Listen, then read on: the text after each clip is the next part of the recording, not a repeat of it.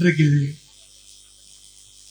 நம்முடைய அண்ணன் திரு V K Venkatesan Sridevi அவங்களுடைய அன்பு மகன் சகோதரர் ராம் பிரசாத், திரு எம்.எஸ். விஸ்வநாதன், சீதாலட்சுமி ஆகியோருடைய அன்பு மகன் சகோதரி நந்தினி என்ற கற்பகவல்லி ஆகியோருடைய திருமணத்தை பட்டுக்கோட்டைக்கே வருகை தந்து உங்க முன்னிலையில நடத்தி வைப்பதில் மிகுந்த மகிழ்ச்சி அடைகின்றேன். முதல்ல மணமக்களுக்கு நாம் அனைவரும் நம்முடைய வாழ்த்துக்களை தெரிவிச்சுப்போம். மணமகனுடைய தந்தையார் அண்ணன் திரு வி கே வெங்கடேசன் அவருடைய திருமணத்தை நம்முடைய இனமான பேராசிரியர் தாத்தா அவர்கள் தான் நடத்தி வச்சாங்க. இன்றைக்கு வெங்கடேசன் என்னுடைய மகனுடைய திருமணத்தை நான் நடத்தி வைக்கின்ற அந்த பெருமையை பெற்றிருக்கின்ற இந்த வாய்ப்புக்கு முதல்ல என்னுடைய நன்றியை தெரிவிச்சுக்கிறேன். அண்ணன் வெங்கடேசனுடைய குடும்பத்தை பொறுத்த வரைக்கும் அவருடைய தந்தை மறைந்த தோழர் திரு ஐயா கலியமூர்த்தி அவர்கள் கம்யூனிஸ்ட் இயக்கத்துல, பொது ஊடக இயக்கத்துல வெகுச்சிறப்பாக பணியாற்றியோம். அண்ணன் வெங்கடேசன் அவர்கள் நம்முடைய தலைவர் அவர்களால் ஈர்க்கப்பட்டு இன்றைக்கு திராவிட முன்னேற்ற கழகத்தில் இணைந்து சிறப்பாக பணியாற்றி வருகின்றார். பல்வேறு பொறுப்புகள் இருந்திருக்கிறார். எனக்கு என்ன இந்த திருமண நிகழ்ச்சியில கலந்து கொள்வதில் கூடுதல் பெருமைனா, அண்ணன் வெங்கடேசன் அவர்கள் எங்களுடைய இளைஞரணியில சிறப்பா பணியாற்றி இளைஞரணியினுடைய கண்டுபிடிப்பு தான் அண்ணன் திரு வெங்கடேசன் அவர்கள். முதல்ல அவர் இளைஞரணியில பணியாற்றி இருந்தால் அதன் பிறகு பல்வேறு பொறுப்புகள்ல பணியாற்றி இன்றைக்கு சிறப்பாக கழக பணியில ஈடுபட்டு வருகின்றார். அது மட்டும் இல்ல, கழகம் அறிவிச்ச அனைத்து போராட்டங்களையும் கலந்துகிட்டவர் தான் அண்ணன் வெங்கடேசன் அவர்கள். போராட்டங்களை கலந்துகிட்டது மட்டும் இல்லாம கைதாகி சிறை சென்று வந்தவர் தான். அந்த அனுபவத்துக்கும் சொந்தக்காரர் தான் அண்ணன் வெங்கடேசன் அவர்கள். அப்படிப்பட்ட அண்ணன் வெங்கடேசன் அவருடைய இல்ல திருமண விழாவில் கலந்து கொள்வது எனக்கு மிகுந்த பெருமையை தருகின்றது. கடந்த சில மாதங்களாகவே இந்த தஞ்சாவூர் மாவட்டத்திற்கு அடிக்கடி வந்துகிட்டு இருக்கிறேன். கடந்த 3 மாதங்களை பார்த்தீங்கன்னா 4 முறை இந்த தஞ்சாவூர் மாவட்டத்திற்கு நான் வருகை தந்திருக்கிறேன். அப்படியே நான் வரலனாலும் இந்த அரசு என்னை கைது செஞ்சு அவங்களே என்ன இந்த தஞ்சாவூர் மாவட்டத்துக்கு அழைச்சிட்டு வராங்க. 2 வாரம் முன்பு என்ன நடந்தது என்பதை நீங்க அத்தனை பேரும் பார்த்துருப்பீங்க. 3ஆம் தேதி என்ன நடந்ததுன்னு பார்த்துட்டீங்க. இது தஞ்சாவூர் மாவட்டத்துல, தமிழ்நாட்டுல எங்க பேசினாலும் தஞ்சாவூர் மாவட்டத்துல பேசும்போது ரொம்ப ஜாக்கிரதையா பேசணும். நாம பேசுறதுனாலும் பரவாயில்ல, கீழே இருந்து பேசி நம்மளை மாட்டி விட்டுருவாங்க. இன்னைக்கு அந்த மாதிரி அண்ணன் துரை சந்திரசேகரன் அவர்கள் என்னை மாட்டி விட்டுருக்கிறார் சில வார்த்தைகள் எல்லாம் கூறி. அதற்கும் நான் தான் பொறுப்பேற்க வேண்டும். பரவாயில்ல, இந்த கைது நடவடிக்கைக்கெல்லாம் பயணம் கிடையாது இந்த உதயநிதி என்பதை இந்த அரசுக்கு நேரம் தெரிஞ்சிருக்கும். கடந்த 3ஆம் தேதி தஞ்சையிலே விவசாயிகளுக்கு ஆதரவாக அவங்களுடைய கோரிக்கைகளை எல்லாம் நிறைவேற்றணும், இந்த அரசு நிறைவேற்றணும்னு ஒரு மிகப்பெரிய போராட்டத்தை நடத்தணும். நான் தான் வந்து கலந்துகிட்டு, என்னுடைய தலைமையில் நடந்துச்சு. நம்முடைய கூட்டணி கட்சி தலைவர் எல்லாம் கலந்துகிட்டாங்க. விவசாய சங்கத்தை சேர்ந்தவங்க எல்லாம் வந்து கலந்துகிட்டாங்க. நான் தலைமை தாங்கி கடைசியா பேசினேன். கிட்டத்தட்ட 22 நிமிஷம் பேசியிருக்கிறேன். என்ன சொன்னேன்? காவேரியில தண்ணி வரல, அது மட்டும் சொல்ல, அது கூட இன்னும் நிறைய பேசியிருக்கிறேன். டம்மி முதலமைச்சர் அப்படின்னு ஒரு கேடு கட்ட அரசாங்கம் அமைஞ்சிருக்கு, வெக்கம் கட்ட முதலமைச்சர் அமைஞ்சிருக்கிறார் தமிழ்நாட்டுக்கு அப்படின்னு சொன்னார். தேர்தல் வாக்குறுதி கொடுத்தீங்களே, அதெல்லாம் நீங்க செயல்படுத்துறதுக்கு உங்களுக்கு வக்கு இல்லை அப்படின்னு சொன்னேன். உடனே அதற்கெல்லாம் அவங்களுக்கு கோபம் வரல. காவேரியில தண்ணி வரலன்னு சொன்னு கோபம். அதற்காக உடனே இரவோட இரவாக இங்கிருந்து தஞ்சாவூர்ல இருந்து காவல்துறையினெல்லாம் அதிகாலையிலே என்னுடைய வீட்டுக்கு வந்துட்டாங்க. காலைல 8 மணிக்கெல்லாம் வந்துட்டாங்க. காவல்துறையினர் கைது பண்ணாங்க. காவல்துறையினர் என்னை கைது பண்ணி தஞ்சாவூருக்கு அழைச்சிட்டு வராங்கன்னு தெரிஞ்சதுன்னு டெல்டாவில் இருக்கக்கூடிய அனைத்து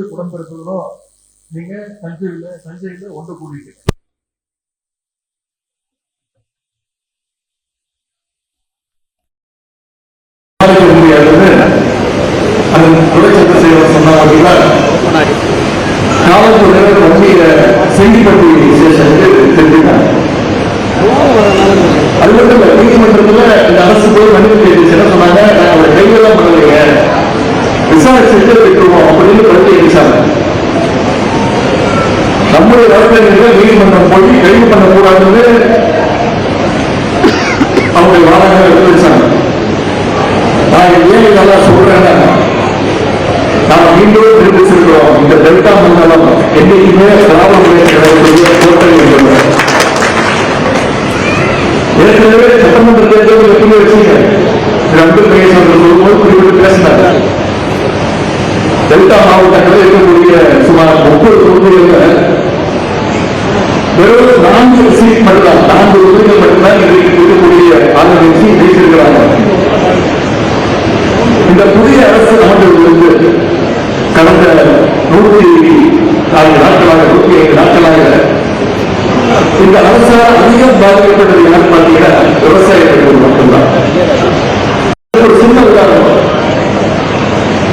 இதற்கு முன்பு இருந்த நம்முடைய திராவிட மாடல் அரசு, நம்முடைய தலைவர் அவர்கள் முதலமைச்சர் இருக்கும்போது கடந்த 5 வருஷம் மேட்டூர் அணையிலிருந்து சரியா ஜூன் 12ஆம் தேதிக்கு தண்ணீர் வந்து விட்டுருவார். இன்னும் சொல்லப்போனா சில இடங்கள் அந்த தேதிக்கு முன்பாகவே தண்ணீரை நம்முடைய தலைவர் அவர்கள் திறந்து விட்டுருக்கிறாங்க. ஆனா ஆட்சிக்கு வந்து இன்னைக்கு என்ன நிலைமை, ஜூன் மாசம் முடிஞ்சு ஜூலை மாசம் முடிஞ்சு இப்ப ஆகஸ்ட் மாசம் முடிய போகுது. இதுவரைக்கும் மேட்டூர்ல இருந்து தண்ணி நடந்துடுறாங்க. காலையில தண்ணி இல்லை. டெல்டா மாவட்டத்தில் கொள்கை சாகுபடி மொத்தமாக பதியப்பட்டிருக்கு. சட்டமன்றத்திலேயே மீண்டும் பேசினேன், விவசாயிகளுக்கு தயவு செய்து அரசு வறட்சி நிவாரணம் கொடுக்கணும். அதற்கு முதலமைச்சர் தான் பதில் சொன்னாரா? பதில் சொல்றேன்னு சொல்லி ஏற்கனவே சிறப்பு தொகுப்பு கொடுத்துட்டோம் அப்படின்னு நான் சொன்னேன். தயவுசெய்து முதலமைச்சர் அவர்கள் சிறப்பு தொகுப்புக்கும் வறட்சி நிவாரணத்துக்கும் வித்தியாசம் இருக்கு, முதல்ல தெரிஞ்சுக்கிட்டு பேசுங்க அப்படின்னு அவையில சொன்னோம். இன்னைக்கு விவசாயிகளுக்கு வறட்சி நிவாரணம் கொடுக்க அரசு கிட்ட நிதி இல்லைன்ட்டாங்க. ஆனா என்ன பண்ணிருக்காங்க, ஆளுங்கட்சி இருக்கக்கூடிய சட்டமன்ற உறுப்பினர்களுக்கு கார் வாங்கி கொடுக்கறதுக்கு இந்த அரசு முடிவு பண்ணிருக்கு. அதற்கு எங்கேயும் வந்தது கொள்ளுது, விவசாயிகளுக்கு தேர்தல் வாக்குறுதிகளை சொன்ன மாதிரி அவங்களுடைய கடன்களை எல்லாம் தள்ளுபடி செய்வதற்கு நிதி இல்லைன்னு சொல்லிட்டாரு முதலமைச்சர். ஆனா இன்னைக்கு ஆளுங்கட்சியில் இருக்கக்கூடிய சட்டமன்ற உறுப்பினர்களுக்கெல்லாம் கார் வாங்கி தரன்னு இன்னைக்கு முதலமைச்சர் ஒரு அறிவிப்பு வெளியிட்டார். நம்முடைய தலைவர் தெளிவா சொல்லிட்டாரு, நான் இங்க சபையில் பதிவு செஞ்சிருக்கிறேன், திராவிட முன்னேற்ற கழக சட்டமன்ற உறுப்பினர்கள் எங்களுக்கு யாருக்கும் கார் தேவையில்லை, இந்த அரசு கொடுக்கக்கூடிய அந்த வாகனம் தேவையில்லை, முதல்ல நீங்க விவசாயிகளுடைய பிரச்சனையை தீர்த்துறீங்க அப்படின்னு சபையில சொல்லிட்டார். அதுக்கும் சண்டைக்கு வராங்க. அதுக்கப்புறம் நீங்க என்ன சொல்லலாம், நான் என்ன சொன்னேன், நீங்க வாங்கிக்கோங்க, திராவிட முன்னேற்ற கழகம் எங்களுடைய தலைவர் இந்த ஸ்டாண்ட் எடுத்திருக்காரு, விவசாய பிரச்சனை முதல்ல கவனம் செலுத்துங்க, அதற்கு நிதி இல்லைன்னு சொல்லிட்டீங்க, ஆட்சிக்கு வந்தோடனே கஜானாவை தொடர்ச்சி வச்சுட்டு போயிட்டோம்னு சொல்றீங்க, தேர்தல் வாக்குறுதி எதையும் நிறைவேற்றல, மகளிர் உரிமை தொகை 2500 ரூபாய் கொடுக்க போறேன்னு சொன்னீங்க, அது கொடுக்கல, வருஷத்துக்கு 6 கேஸ் சிலிண்டர் கொடுப்பேன், நீங்க கொடுக்கல, வேலையில்லா இளைஞர்களுக்கு மாசம் 4000 ரூபாய் கொடுக்குறேன்னு சொன்னீங்க, அதை கொடுக்கல, வாக்குறுதியா சொன்ன எதையும் நிறைவேற்றாம இன்னைக்கு சட்டமன்ற உறுப்பினருக்கு கார் வாங்கி தரேன்னு சொல்றது திராவிட முன்னேற்ற கழகம் ஒத்துக்காது, எங்களுக்கு வேணாம் அப்படின்னு சொல்லிட்டேன். இன்னைக்கு சட்டமன்றத்தில் நடக்கிறத நீங்க அத்தனை பேரும் தொலைக்காட்சியில நேரடியில பார்த்துட்டு இருக்கீங்க. இந்த ஆளுங்கட்சியினர் இன்னைக்கு ஒவ்வொரு நாளும் என்னென்ன கூட்டம் அடிச்சுட்டு இருக்காங்கிறத நீங்க லைவ்ல பார்த்துட்டு இருக்கீங்க. நான் சபையிலே பேசுறேன், நாங்களாம் சட்டமன்றத்துக்கு தான் வரமா இல்ல சூப்பர் சிங்கர் நிகழ்ச்சிக்கு வந்திருக்கோமா அப்படின்னு எங்களுக்கே சந்தேகம் வந்திருக்கு. ஏன்னா முன்னாடி சபையில பேசுவாங்க, கேள்வி கேட்பாங்க, அதற்கு பதில் சொல்லுவாங்க, கேள்வி கேட்டா பதில் சொல்லலாம், பாட்டு பாடினா நான் எப்படி பாட்டு பாட முடியாது, ஒரு கேள்வி கேட்ட ஆட்சி இன்னைக்கு நடந்துட்டு இருக்கு. சட்டமன்றத்தில் மக்கள் பிரச்சனை, விவசாயிகள் பிரச்சனை, சட்டம் ஒழுங்கு பிரச்சனை, இதை பத்தி எல்லாம் பேசலாம்னு நாங்கெல்லாம் குறிப்பெல்லாம் எடுத்துட்டு போறோம். ஆனா நாங்க கேட்கக்கூடிய எந்த கேள்விக்கும் முதலமைச்சர் எந்திரிச்சு பதில் சொல்றது கிடையாது. நீங்க பாத்துக்கிட்டு இருக்கீங்க, தொலைக்காட்சியில பாத்துருக்கீங்க. ஒரு 4 அமைச்சர்கள் 3 அமைச்சர்கள் தான் இருக்கிறாங்க. அனைத்து கேள்விகளுக்கும் அந்த 3 அமைச்சர்கள் தான் எந்திரிச்சு பதில் சொல்றாங்க. அது நாங்க கேட்கக்கூடிய கேள்விக்கு பதில் கிடையாது. அனைத்தையும் திசை திருப்புற மாதிரி டைவர்ஷன் டாக்டிக்ஸ், அவ்வளவுதான். உதாரணத்திற்கு அன்னைக்கு திரு செந்தில் பாலாஜி அவர்கள் மின்சாரத்துறையில மானிய கோரிக்கையில பேசிட்டு இருக்கிறார். என்ன கேட்கிறாரு? கரண்ட் பில்லு அதிகமாயிடுச்சு, இந்த 3 மாதங்கள் அதிகமாயிடுச்சு, ரீடிங் சரியா எடுக்க மாட்டேங்கிறாங்க. இதுதான் அவர் கேட்ட கேள்வி. ஆனா அமைச்சர், சம்பந்தப்பட்ட துறையுடைய அமைச்சர் அதற்கு பதில் சொல்ல வக்கில்லாம அந்த பிரச்சனையை திசை திருப்புற மாதிரி ஒரு பதில். இதை தொடர்ந்து இந்த அரசு செஞ்சுட்டு இருக்கு. அமைச்சர் பெருமக்கள், ஆளுங்கட்சியுடைய சட்டமன்ற உறுப்பினர்கள் மக்கள் பிரச்சனை பேசுவதற்கு வரல. அவங்களுக்கு தேவையெல்லாம் அன்னைக்கு ஒரு 4 ரீல்ஸ். இவங்க சர்க்கார் நடத்துறாங்களா இல்ல சர்க்கஸ் கம்பெனி நடத்துறாங்கன்னு கேட்கிற அளவுக்கு தான் இன்னைக்கு அரசுடைய பர்ஃபார்மன்ஸ் இருக்கு. இதே கொஞ்சம் ரிவைண்ட் பண்ணி பாருங்க. போன 5 வருஷம் நம்முடைய கழக தலைவர் அவர்கள், நம்முடைய தலைவர் அவர்கள் இந்தியாவிலே நம்பர் 1 ஸ்டேட்டாக நம்முடைய தமிழ்நாட்டை கொண்டு வந்தாங்க. 11.19% வளர்ச்சியோடு இந்தியாவில் டெவலப்பிங் ஸ்டேட்ல நம்பர் 1 ஸ்டேட்டாக தமிழ்நாடு இருந்தது. இன்னைக்கு அதை கொண்டு போய் பாதாளத்தில் தள்ளிட்டாங்க. இன்றைக்கு இந்த அரசாங்கம் ஒரு டம்மி அரசாங்கமாக தமிழ்நாட்டுடைய வளர்ச்சியை பின்னாடி இழுத்துட்டு போயிட்டு இருக்கிறாங்க, தள்ளிட்டு இருக்கிறாங்க. தமிழ்நாட்டில் நடக்கிற எந்த பிரச்சனை பற்றியும் இன்று இருக்கக்கூடிய முதலமைச்சருக்கு கவலை கிடையாது. இதையெல்லாம் இன்னைக்கு மக்கள் பார்த்து இப்பதான் உணர ஆரம்பிச்சிருக்கிறாங்க. எனவே விரைவில் இந்த ஆட்சியாளருடைய ஆணவத்திற்கும் கோமாளித்தனத்திற்கும் மக்கள் ஒரு சரியான பாடத்தை புகட்டுவாங்கன்னு சொல்லி உங்க அத்தனை பேர் சார்பாக பணமக்களை மீண்டும் வாழ்த்தி, பணமக்களுக்கு ஒரு வேண்டுகோள். மணமக்கள் இருவருமே நன்கு படித்தவர்கள், அதிக அட்வைஸ் பண்ண தேவையில்லை, MBA படிச்சிருக்கிறாங்க.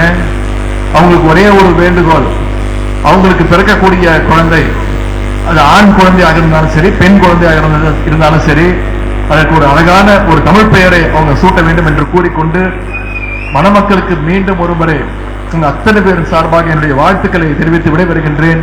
நன்றி, வணக்கம்.